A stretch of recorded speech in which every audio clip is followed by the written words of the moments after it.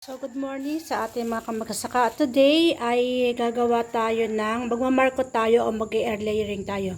So, yung ating tools o materials na gagamitin, syempre, unang-una dapat meron tayong budding knife. Syempre, dapat nakagwantes. And then, may gunting. Meron tayong rooting hormone. Ito ang ating rooting hormone. Hormex yan. Tapos, yung ating tali. And then, yung ating potting mix o potting media. So, ang ating potting media ay nagko-compose ng vermicast at saka carburized rice na lang. So, soilless media ang ating gagamitin. Okay, let's start. So, ang ating i-marko na air layer ay itong agarwood or lapnisan. So, ito ay ano na siya, 4 years old na siya. So, nagmamarkot tayo pagka ang plants or yung puno o halaman ay more than 3 years old na. So, pwede na siyang i-markot. Nag-try ako ng kanyang buto, pero ay hindi siya na-propagate. So, i-markot na lang natin siya. Okay?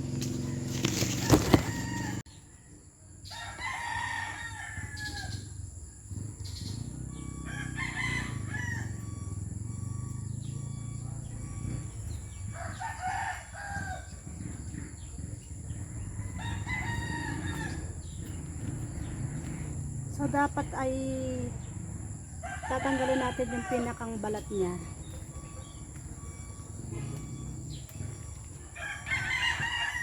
So, pagkatanggalan natin yung balat niya, kakayurin natin yung madulas na parte.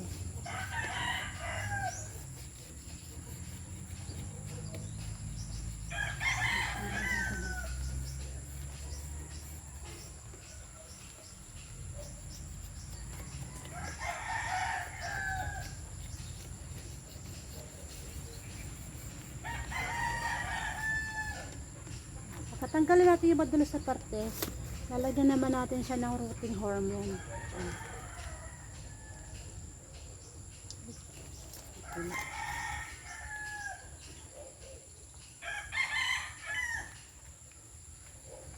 Natin siya ng rooting hormone.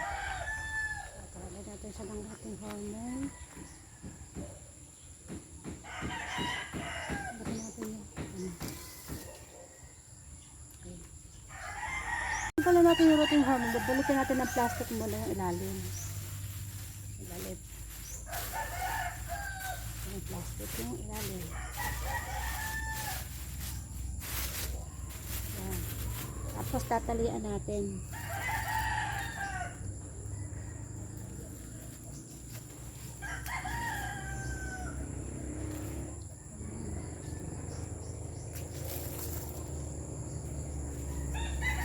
Talian natin yung ilalim.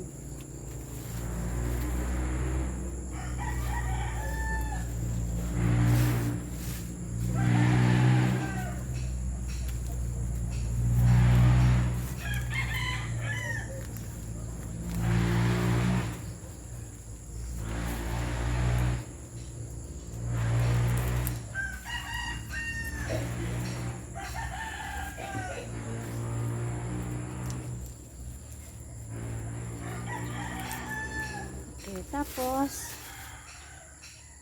lalagyan natin ng lupa yung ating potting mix yung loob. Yan. Dapat nakasit siyang gano'n. Dito natin. Lalagyan natin ng lupa yung loob.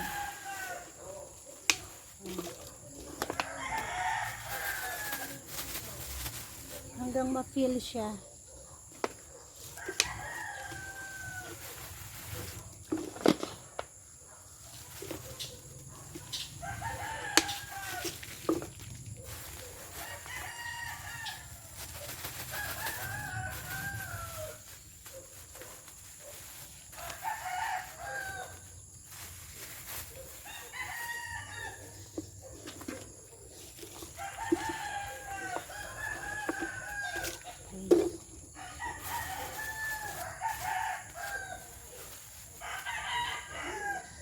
Saka natin tatalian yung ibabaw.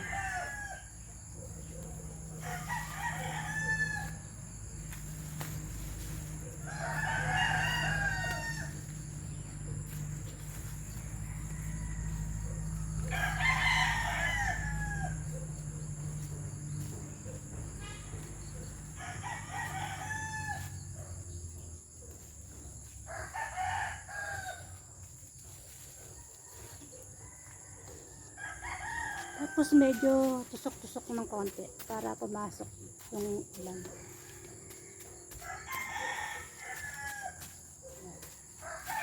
Bigyan na lang natin.